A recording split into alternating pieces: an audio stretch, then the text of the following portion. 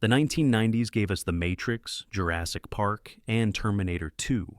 But beyond the box office titans, a hidden galaxy of science fiction went largely unnoticed.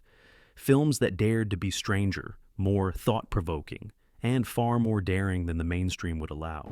Today we journey through 16 underrated 90s sci-fi gems you've probably never seen, but should. 1. Dark City, 1998. When Dark City hit theaters in 1998, it was a box office casualty. Released during a crowded year for genre films, it struggled to compete, vanishing quickly from screens. But in the decades since, it has been rediscovered and championed as one of the most visually and thematically daring sci-fi films of its time. Directed by Alex Proyas, the film blends hard-boiled detective noir with surreal science fiction, telling the story of John Murdoch, a man who wakes up in a bathtub with no memory, and a dead body nearby. As Murdoch tries to piece together his life, he discovers something deeply unsettling. The city he lives in never sees daylight.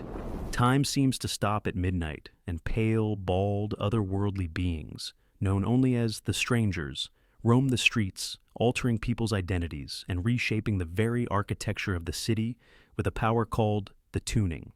These beings are experimenting on humanity, searching for the secret of the human soul, and Murdoch, for reasons he doesn't yet understand, is the only one immune to their control. Proyas's film is a masterclass in visual design, heavily influenced by German expressionism, with looming shadows, angular architecture, and a dreamlike sense of unreality.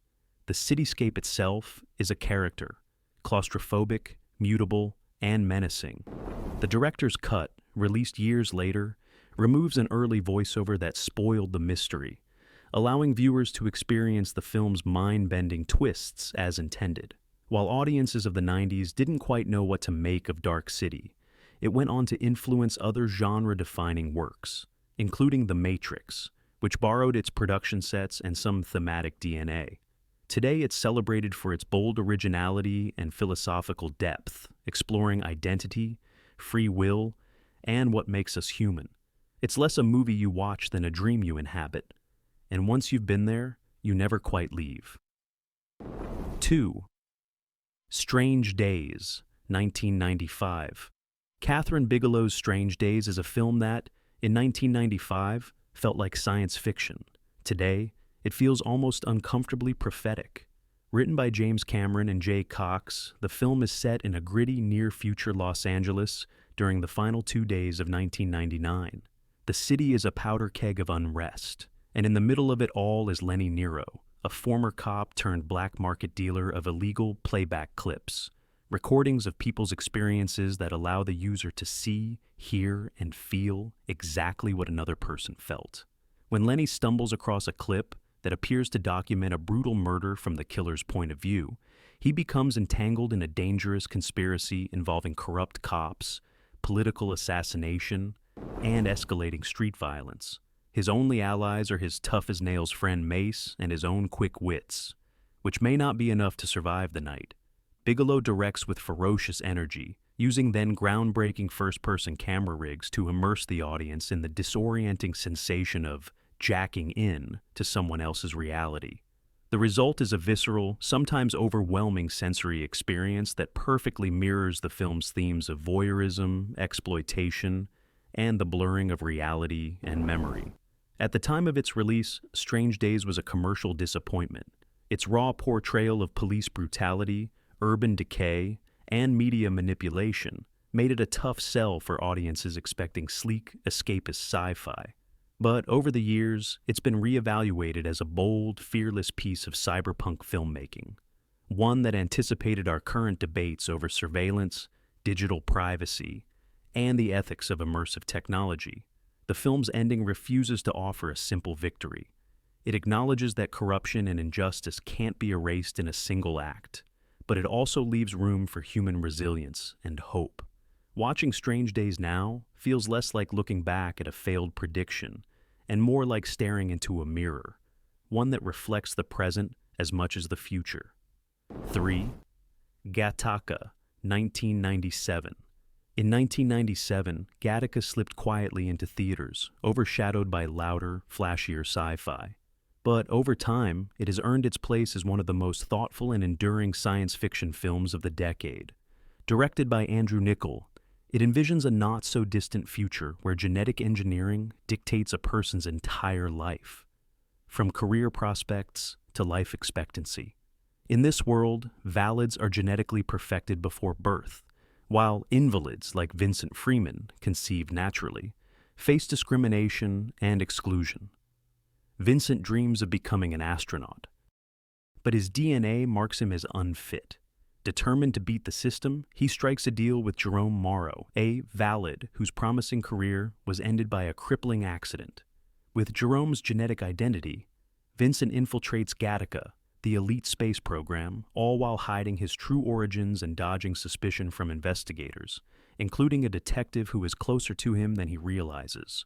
What makes Gattaca timeless is its elegance. The production design is sleek and minimalist, its clean lines and muted colors reflecting a society obsessed with order and perfection. There are no elaborate special effects or alien invasions, just the quiet terror of a plausible dystopia. The film explores themes of ambition, identity, and the human spirit's refusal to be reduced to a sequence of genes. Although a box office underperformer, Gattaca has become a cult classic, frequently cited in bioethics discussions and even used in classrooms to spark debate about genetic privacy and discrimination. Its message, that greatness comes not from perfection but from perseverance, is as relevant today as ever. By the end, Vincent's defiance feels like a small miracle, a victory not just over an unjust system, but over the limits others tried to place on his humanity. 4. The 13th Floor, 1999. Timing can make or break a movie, and The 13th Floor is proof. Released just weeks after The Matrix, it shared a similar premise, questioning the nature of reality, and was instantly overshadowed. Directed by Joseph Rusnak, it begins as a noir-infused murder mystery and evolves into a mind-bending exploration of simulated worlds. Douglas Hall works for a tech company that has created a fully immersive virtual simulation of 1937 Los Angeles. When his mentor is murdered, Douglas becomes the prime suspect, but as he investigates, he uncovers a reality-shattering truth. The simulation is more than just a program, and the real world he lives in might not be real at all. The film's period sequences are beautifully crafted, evoking a romantic yet ominous vision of the past. This contrasts sharply with the cold, sterile aesthetics of the contemporary real world, underscoring its central question: if a simulation is indistinguishable from reality, does it matter which one you live in? While The 13th Floor lacked the high-octane action of The Matrix, it offers a slower, more meditative experience, one that lingers in the mind long after the credits roll. Critics dismissed it as derivative at the time, but in hindsight, it stands on its own as a fascinating philosophical thriller. In an era when simulation theory is increasingly discussed in scientific circles, the film feels startlingly ahead of its time. Like the best underrated gems, The 13th Floor rewards patience. It's a reminder that sometimes the most profound science fiction isn't about explosions or spectacle, but about the quiet horror of realizing you might be nothing more than a program running in someone else's machine. 5 eXistenZ, 1999. David Cronenberg has always been fascinated by the collision of flesh and technology, and eXistenZ may be one of his purest explorations of that obsession. Released in 1999, the same year as The Matrix, it was overshadowed by the Wachowskis' blockbuster, but offers a far stranger and more unsettling journey into virtual reality. The story follows Allegra Geller, a brilliant but reclusive game designer who has created eXistenZ, a revolutionary VR game played via game pods, pulsating organic devices that plug directly into a bioport surgically installed in the player's spine. When an assassination attempt forces Allegra to flee, she teams up with Ted Picoul, a marketing trainee who's never had a bioport installed. As they enter the game to test for damage, reality and simulation begin to merge in ways neither can control. Cronenberg uses eXistenZ to blur boundaries between reality and illusion, technology and biology, creator and creation. The film's world is tactile and disturbing, filled with bone-like guns, flesh-textured consoles, and squirming alien delicacies. It's less about the clean, digital future imagined by most sci-fi, and more about the messy, organic weirdness of tech evolution. Upon release, audiences found eXistenZ confusing and grotesque. Critics were divided, with some calling it too opaque, but over time, it's been recognized as a clever satire of both gaming culture and our desire to escape reality. The final twist, which leaves viewers questioning whether they've ever left the game at all, lingers long after the credits. It's not a comforting vision of the future, but it is a provocative one. eXistenZ asks the most Cronenbergian of questions. If technology is an extension of ourselves, how much of ourselves will we lose when the lines are gone completely? 6. The City of Lost Children, 1995. Jean-Pierre Jeunet and Marc Caro's The City of Lost Children isn't just a film. It's a dark fairy tale wrapped in surreal science fiction. This French cult classic tells the story of Crank, a mad scientist who cannot dream. To stave off his rapid aging, he kidnaps children to steal their dreams using a sprawling mechanical contraption in his ocean fortress. When a strong man named One has his little brother taken, he teams up with Mietta, a streetwise orphan, to rescue him. Their journey takes them through a city that looks like it was built by a fever dream, part steampunk, part nightmare carnival. What sets The City of Lost Children apart is its visual richness. The sets are intricate and exaggerated, with green and gold hues that give the world a strange, otherworldly glow. The costumes and camera work create a sense that you're peering into a timeless, surreal dimension. While the film flopped in many markets due to its oddness and language barrier, it became a darling of art, house, and genre fans. It's an adventure story, yes, but also a meditation on innocence, memory, and the exploitation of the vulnerable. Jeunet and Caro filled the screen with eccentric side characters, from brain-in-a-tank scientists to cloned henchmen, each more bizarre and fascinating than the last. The film resists easy categorization, hovering between fantasy, sci-fi, and dark children's fable. For those willing to enter its strange, immersive world, The City of Lost Children offers a singular cinematic experience, the kind of movie that reminds you how wildly imaginative 1990s cinema could be when freed from Hollywood's conventions. Cube, 1997. Few sci-fi films have achieved so much with so little as Cube. This low-budget Canadian production, directed by Vincenzo Natali, became a cult phenomenon by proving that you don't need elaborate effects to create tension. Just a strong concept and claustrophobic execution. The premise is brutally simple. A group of strangers wakes up inside a massive cube-shaped structure made of interconnected rooms. Each room is identical in design, but may contain deadly traps. None of them knows how they got there, and their only hope of survival is to work together to navigate the maze, which requires solving mathematical clues etched into each room's walls. The brilliance of Cube lies in its stripped-down intensity. The set design was economical, a single cube room, redressed with different lighting. But the atmosphere is suffocating. As paranoia and mistrust grow, alliances crumble, and the film morphs from puzzle-solving sci-fi into a psychological pressure cooker. Released with little fanfare, Cube became a sleeper hit on the festival circuit, and later in the video rental market. Its ambiguous ending, revealing little about who built the cube or why, only fueled its mystique. Sequels and prequels tried to expand the mythology, but never captured the raw dread of the original. Part of its enduring appeal is the universality of its metaphor. The cube could stand for bureaucracy, fate, the prison of society, or simply life itself. In its tight 90 minutes, Cube traps you with its characters, forcing you to confront the same impossible question they face. How far would you go to escape? 8th Event Horizon, 1997. When Event Horizon premiered, it was dismissed by critics and underperformed at the box office. But over time, it has gained a reputation as one of the most terrifying sci-fi horror hybrids ever made.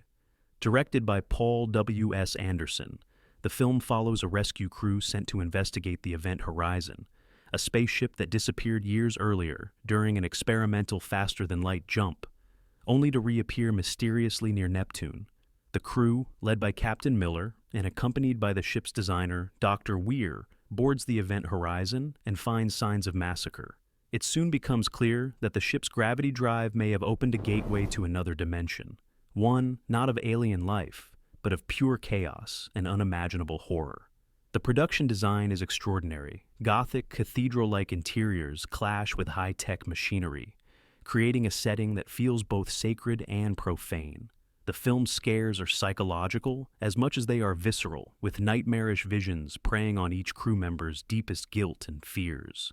Originally much longer and gorier, Event Horizon was heavily cut by the studio, leaving tantalizing hints of even more disturbing material. While this frustrated some viewers at the time, the mystery has only deepened the film's cult status. What makes Event Horizon so enduring is its willingness to marry the cosmic awe of sci-fi with the moral terror of supernatural horror. It suggests that humanity's greatest danger may not be extraterrestrial, but what lies beyond the veil of our own reality. It's a voyage into the dark that, once taken, you can't unsee. 9. Contact, 1997. When Robert Zemeckis adapted Carl Sagan's beloved novel Contact, many expected a big flashy alien movie. Instead, what audiences got was something quieter, more contemplative, and far more moving. Starring Jodie Foster as Dr. Ellie Arroway, a brilliant but isolated radio astronomer, the film begins with her lifelong quest to find proof of extraterrestrial life. After years of skepticism and budget cuts, her team detects a repeating signal from the star Vega, a signal containing blueprints for a mysterious machine. The beauty of Contact is in its refusal to treat First Contact as a fireworks show. Zemeckis frames the discovery as a deeply human story about science versus faith, belief versus proof, and the sacrifices made in pursuit of truth. Ellie's journey isn't just to another star system. It's through the gauntlet of politics, media frenzy, and personal doubt. The supporting cast, including Matthew McConaughey as a spiritual advisor and James Woods as a calculating government official, adds layers of moral complexity. Technically, the film was groundbreaking for its seamless integration of effects, particularly the famous mirror shot in Ellie's childhood home and the jaw-dropping launch sequence of the alien machine. But it's the emotional core that makes Contact timeless. Foster delivers one of her most vulnerable performances, capturing both Ellie's fierce determination and her aching loneliness. Upon release, some viewers were disappointed there were no hostile aliens or interstellar battles. But over the years, Contact has been recognized as one of the smartest and most sincere portrayals of what meeting alien intelligence might actually feel like: awe, humility, and the realization that the universe is far bigger and more mysterious than we can imagine. 10. Sneakers, 1992. Long before cyber espionage thrillers became a staple, Sneakers combined tech intrigue with caper comedy in a way that was decades ahead of its time. Directed by Phil Alden Robinson, the film stars Robert Redford as Martin Bishop, a security consultant with a shadowy past who leads a ragtag team of specialists in testing corporate security systems. When government agents blackmail him into stealing a mysterious black box, the job spirals into a high-stakes game involving global surveillance, cryptography, and secrets that could destabilize the world. What makes Sneakers so endlessly rewatchable is its balance of tension and charm. The ensemble cast, including Sidney Poitier, Dan Aykroyd, River Phoenix, and David Strathairn, brings distinct personalities to the team, each with quirks that make them more than just stock hacker characters. The film's humor is sly and intelligent, never undermining the genuine suspense of its set pieces. In the early 90s, the internet was still a novelty to most audiences, and Sneakers captured both the excitement and the paranoia of an increasingly connected world. It deals with themes of privacy, government overreach, and technological vulnerability, topics that feel even more urgent today. Despite positive reviews, the film didn't become a massive blockbuster, perhaps because its thrills were more cerebral than explosive. but it has aged remarkably well, its technology-driven plot now feeling prophetic rather than speculative. In a decade packed with more bombastic action movies, Sneakers quietly reminded audiences that the sharpest weapons in espionage aren't guns or bombs, but the ability to think, adapt, and outsmart the system. 11. Hardware, 1990. If Mad Max had a claustrophobic cousin, it would be Hardware. Directed by Richard Stanley, this gritty, low-budget sci-fi horror is set in a post-apocalyptic wasteland where scavengers comb the desert for salvage. One such scavenger brings back a pile of robot parts to a scrap dealer, who sells them to artist Jill. She uses the components in a sculpture, unaware they belong to a self-repairing military killing machine known as the MARK-13. When the robot reactivates, Jill's apartment becomes a steel and concrete death trap. What follows is a relentless siege as the machine stalks her through narrow hallways and cramped rooms, adapting to every attempt to destroy it. Stanley's direction turns the limited set into a sweaty, oppressive nightmare, drenching the screen in red and orange hues that make everything feel toxic and feverish. Hardware was marketed as a punk rock sci-fi horror, and that's exactly what it delivers, complete with a pounding industrial soundtrack featuring Ministry and Iggy Pop. The film's anti-military, anti-corporate themes are blunt but effective, capturing the era's distrust of authority and fear of runaway technology. Though critics were divided and some accused it of borrowing too much from The Terminator, Hardware has since developed a loyal cult following. Its grungy aesthetic and tactile effects feel refreshingly raw compared to today's glossy CGI, and its siege structure makes it endlessly tense. It's a reminder that sometimes the scariest futures aren't the clean, high-tech ones, but the ones where humanity is already half dead, and the machines are just here to finish the job. 12. No Escape, 1994. Part prison break thriller, part dystopian sci-fi. No Escape delivers adrenaline with a grim moral edge. Directed by Martin Campbell, the film stars Ray Liotta as Captain J.T. Robbins, a military prisoner convicted of assassinating his commanding officer. Instead of a traditional sentence, Robbins is exiled to a remote island run by its own brutal laws, a dumping ground for society's most dangerous criminals. On the island, two factions wage constant war: the barbaric outsiders, led by the sadistic Marek, and the more orderly insiders, headed by the idealistic father. Robbins, determined to escape, must navigate the shifting alliances and savage dangers of this lawless micro-society. The film stands out for its mix of high-octane action and speculative world-building. Campbell shoots the jungle landscapes with an eye for both beauty and menace, contrasting lush greenery with the violence that unfolds within it. The hand-to-hand combat and large-scale battles are staged with gritty intensity, far removed from the polished spectacle of bigger-budget 90s sci-fi. At the time, No Escape was largely dismissed as just another action vehicle, but over the years it's earned respect for its thematic depth. Beneath the explosions, it's a story about redemption, leadership, and the thin line between civilization and savagery. Liotta's stoic performance grounds the film, giving weight to a character who could have been just another action movie archetype. It's a film that doesn't just imagine a dangerous future, it forces you to ask whether, in a place stripped of all law and oversight, we'd fare any better than the worst of those exiled there. 13. Memoirs of an Invisible Man, 1992. John Carpenter is best known for his horror classics, but in Memoirs of an Invisible Man, he took a sharp turn into science fiction adventure with comedic undertones. Starring Chevy Chase in one of his few serious performances, the film tells the story of Nick Halloway, a stock analyst whose life changes forever when an experimental lab accident renders him completely invisible. Unlike earlier Invisible Man tales, which often leaned into horror or slapstick, Carpenter's take focuses on the personal toll of such a transformation. Nick isn't a villain or a prankster. He's a man suddenly stripped of identity, hunted by a shadowy government agent who wants to turn him into a permanent surveillance tool.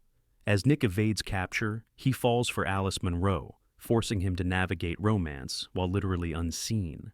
The film blends sci-fi spectacle with a tone that's more bittersweet than zany.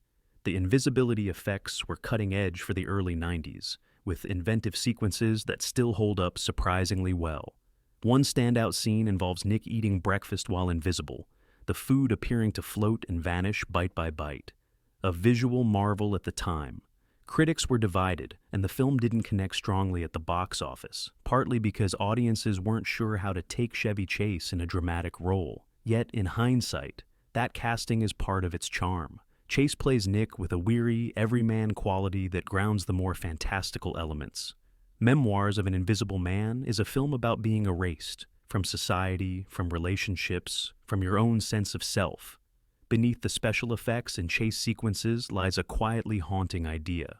What would it mean to exist without being seen in a world where visibility is everything? 14. Screamers, 1995. Based on Philip K. Dick's short story. Second variety, Screamers is a tense, low-budget sci-fi thriller that blends war drama with killer robot horror. Directed by Christian Duguay, it's set in 2078 on a mining colony torn apart by civil war between the Alliance and the New Economic Bloc.